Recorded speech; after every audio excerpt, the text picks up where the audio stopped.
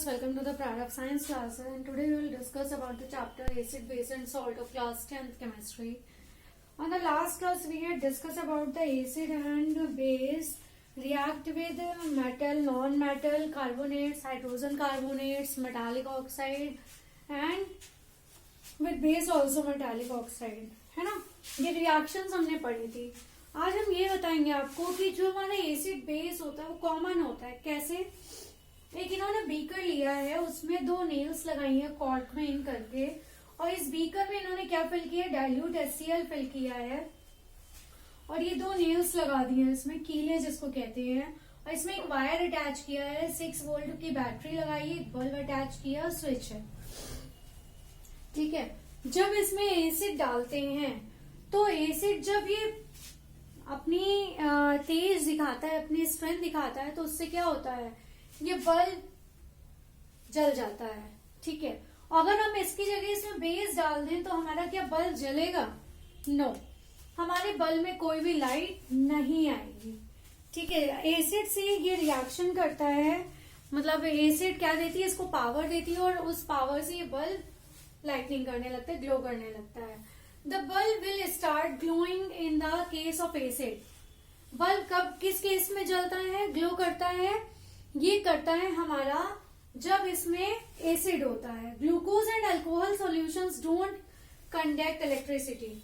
जो एसिड और अल्कोहल होता है वो ग्लूकोज, और अगर हम अल्कोहल लेते हैं तो ये हमारा क्या नहीं करता? इलेक्ट्रिसिटी कंडक्ट नहीं करता है. ठीक है. इसमें OH होता है.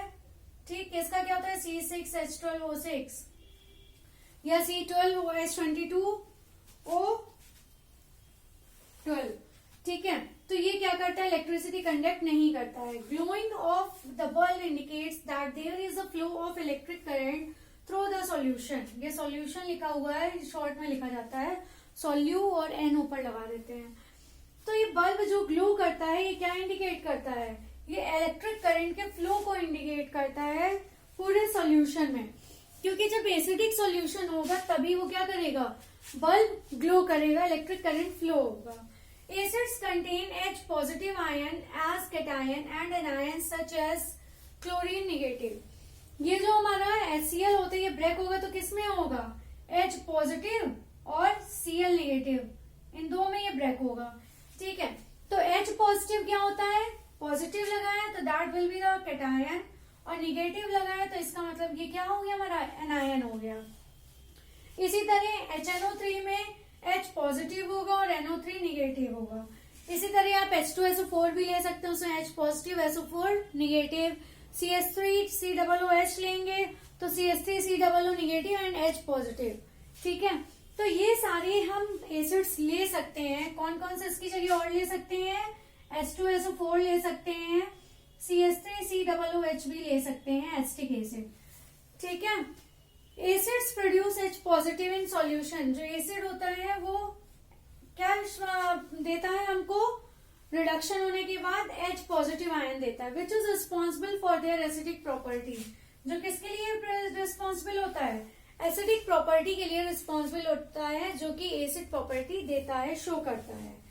जैसे हमारा HCl और वाटर की जब रिएक्शन होती है तो ये क्या दे देता है?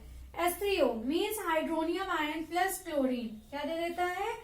Hydronium ion H3O. H3O हमारा क्या होता है? Hydronium ion and chlorine. Hydrogen ions can't exist alone. Hydrogen कभी भी अकेले एग्जिस्ट नहीं करता है, but they exist after combining with water. जब जैसे ही वो वाटर के साथ एग्जिस्ट कर जाता है, वाटर मॉलिक्यूल के साथ, तो वो अकेले क्या हो जाता है? एग्जिस्ट कर सकता है. मतलब किसी और के साथ जब वो मिल गया तो कंबाइनिंग हो गया तो H2O बन गया ना. तो ये H पॉजिटिव अकेला ना होके क्या हो गया? H2O हो गया. H पॉजिटिव और हाइड्रोनियम आयन को जब हम देखते हैं, H पॉजिटिव के साथ वाटर मिल गया तो क्या बन गया? ये हाइड्रोनियम आयन. तो ये H पॉजिटिव हमारा अकेला नहीं रह गया. ठीक है. यही ये बताना चाह रहे हैं. जैसे इन्होंने कहा NaOH है, NaOH के साथ जब वाटर मिला तो क्या हो गया? Na पॉजिटिव और OH नेगेटिव में ये टूट गया. इसी तरह KOH पोटेशियम हाइड्रोक्साइड के साथ वाटर मिला तो K पॉजिटिव और OH नेगेटिव, इनमें ये ब्रेक हो गया. Bases generate hydroxide. बेसिस क्या जनरेट करते हैं? हाइड्रोक्साइड OH नेगेटिव जनरेट करते हैं. Ions in water bases which are soluble in water is called alkalis. Base जो वाटर में सॉल्युबल होते हैं उन्हें क्या कहते हैं हम? एल्कली कहते हैं। क्या कहते हैं? एल्कलीज कहते हैं। जो हमारे वाटर में सॉल्युबल हो जाते हैं बेस, क्षार भी कहते हैं हिंदी में, बेस को हम क्या कहते हैं? क्षार कहते हैं। ठीक है, इसको एसिड को अम्ल कहते हैं और बेस को क्षार कहते हैं। ठीक है, तो ये वाटर में जब सॉल्युबल हो जाता है तो एल्कली बना लेता है। कभी भी जब एसिड और बेस मिलता है तो क्या बनाएगा? Salt and water. Acid H positive को शो करता है, OH बेस को शो करता है, तो ये मिलकर क्या बना लेता है? वाटर लिक्विड बना लेता है। द प्रोसेस ऑफ डिसॉल्विंग, जब हमारी डिसॉल्व होता है एसिड और बेस, किसमें डिसॉल्व होता है? वाटर के साथ। तो ये क्या होता है? हाईली एक्सोथर्मिक होता है। मैंने आपको एक ट्रिक बताई थी जब मैंने आपको एक्सोथर्मिक एंडोथर्मिक बताया था।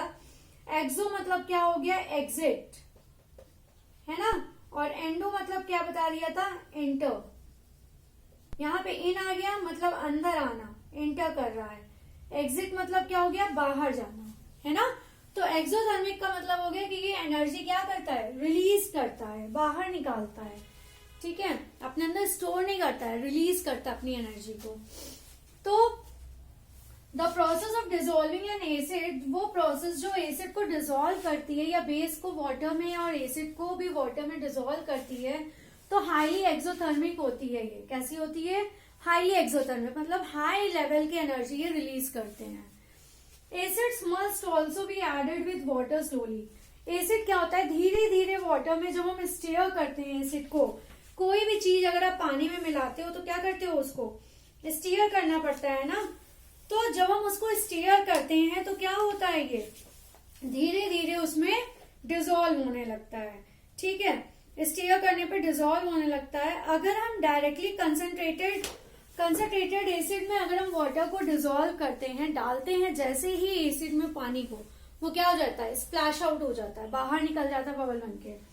ठीक है, उससे क्या होने के चांसेस रहते हैं? हादसे होने के चांसेस ज्यादा रहते हैं, और उसकी वजह से क्या हो जाएगा? आप जल भी सकते हो, बर्न भी हो सकते हो। जब स्प्लैश आउट होगा, वो जब आप एसिड में डायरेक्ट वाटर मिला दो तो स्प्लैश आउट हो जाता है। ठीक है, तो स्प्लैश आउट होगा तो उससे आप जल भी सकते हो। ठीक है, दैट विल बी रिस्की। इसलिए क्या होता है, जो ग्लास कंटेनर होता है वो हो सकता है एक्सेसिव हीट की वजह से वो ब्रेक भी हो सकता है। क्या हो सकता है? टूट भी सकता है। ठीक है, तो इसलिए क्या होता है, ये टूट सकता है। तो ये वार्निंग साइन होता है कि जो कंसंट्रेटेड सल्फ्यूरिक एसिड है या हाइड्रोक्साइड है, इसको बॉटल पैलेट में रखा जाता है। ठीक है, बॉटल पैलेट में रखा जाता है। अब इसमें एक चीज आपको और बताते हैं। मिक्सिंग एन एसिड और base with water results the decrease in concentration of ions. जब कोई चीज बहुत थिक हो जाती है ना, गाढ़ी होती है कहते हो ना आप लोग, जब कोई चीज बहुत थिक होती है और उसकी थिकनेस को कम करने के लिए हम क्या करते हैं? उसमें वाटर मिलाते हैं।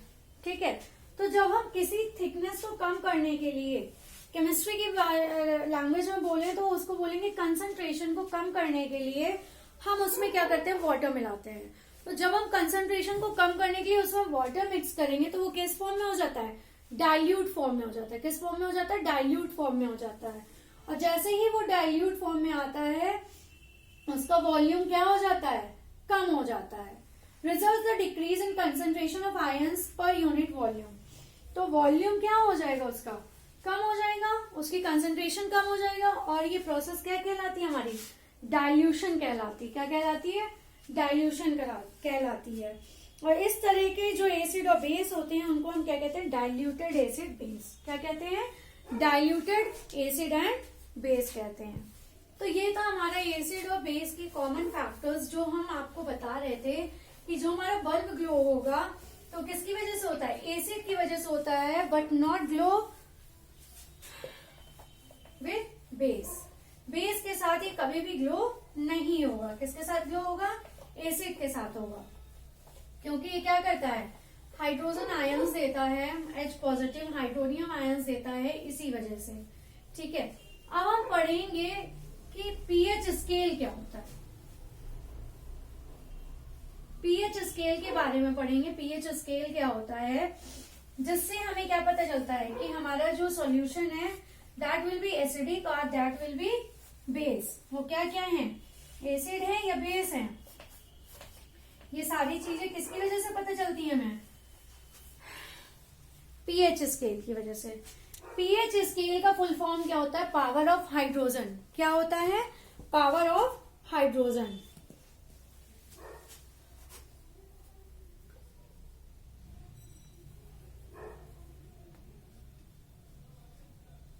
पीएच स्केल,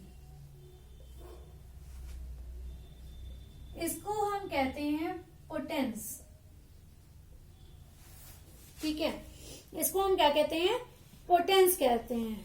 किस लैंग्वेज में बोलते हैं इसको, जर्मन लैंग्वेज में पोटेंस बोलते हैं। इसका मीन होता है पावर। क्या होता है इसका मतलब, पावर। और एच मतलब होता है हाइड्रोजन। ठीक है, ये क्या हो गया हमारा, हाइड्रोजन। तो पावर ऑफ हाइड्रोजन के बारे में हम पढ़ेंगे।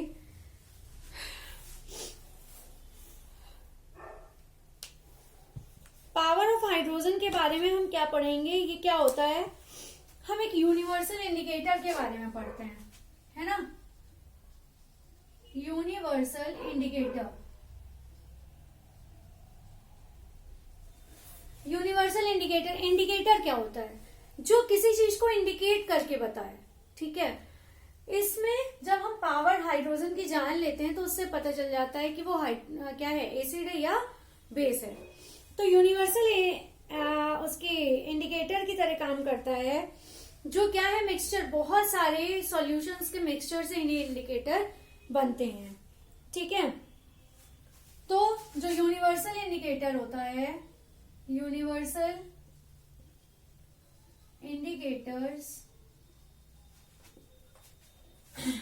शोज, ये जो यूनिवर्सल इंडिकेटर होते हैं ये कैसे होते हैं, डिफरेंट कलर्स के होते हैं। शोज डिफरेंट कलर्स, अलग अलग कलर शो करते हैं ये। ठीक है, किसमें, एट डिफरेंट कंसंट्रेशन। जब अलग अलग कंसंट्रेशन होगा तो अलग अलग कलर शो करेंगे, डिफरेंट कंसंट्रेशन। ठीक है, अलग अलग कंसंट्रेशन में अलग अलग कलर ये शो करते हैं। Of hydrogen ion solution. ठीक है, हाइड्रोजन आयन सॉल्यूशन में ये अलग अलग क्या शो करते हैं, कलर शो करते हैं। अब हम बात करते हैं a scale for measuring hydrogen ions. जिस स्केल से हम हाइड्रोजन आयंस को नापते हैं, ठीक है, जिनके बारे में हम पढ़ते हैं, नापते हैं, ion concentration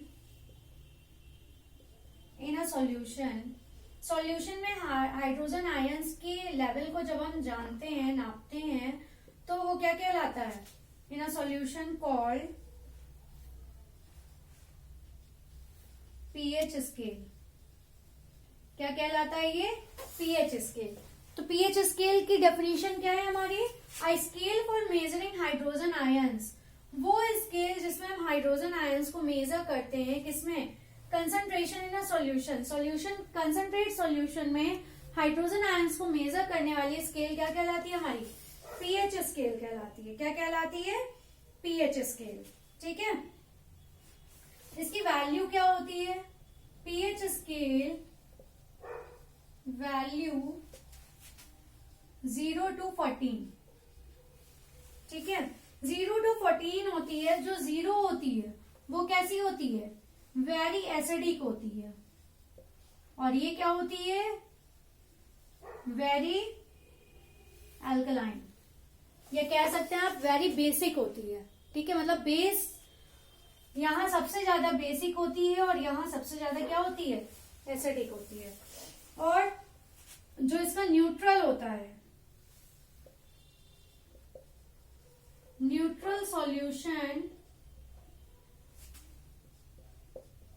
pH scale value is 7.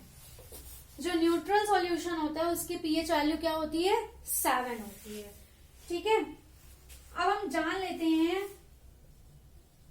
Value less than 7 on pH scale is acidic. ठीक है, कैसी होती है? एसिडिक होती है. और value more than 7 on pH scale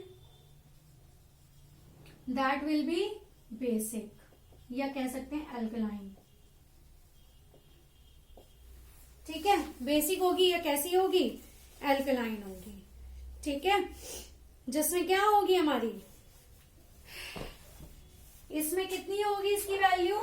ये होगी आपकी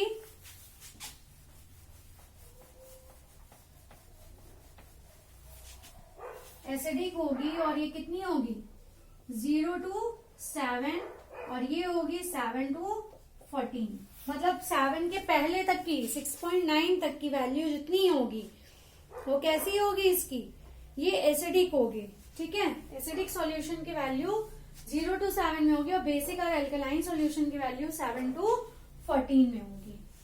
ठीक है, इतना याद रखिएगा. और पीएच स्केल हमें क्या बताती है? स्ट्रेंथ बताती है कंसंट्रेशन की. ठीक है, और इसके बारे में जो भी है वो हम कल पढ़ेंगे. इसकी इंपॉर्टेंस पीएच स्केल की, क्या डेली लाइफ में एवरीडे हमारी वैल्यू है पीएच स्केल की हमारी लाइफ में. ठीक है, ये सब हम कल की क्लास में पढ़ेंगे. Please like share and subscribe my channel. Take care. Thank you class.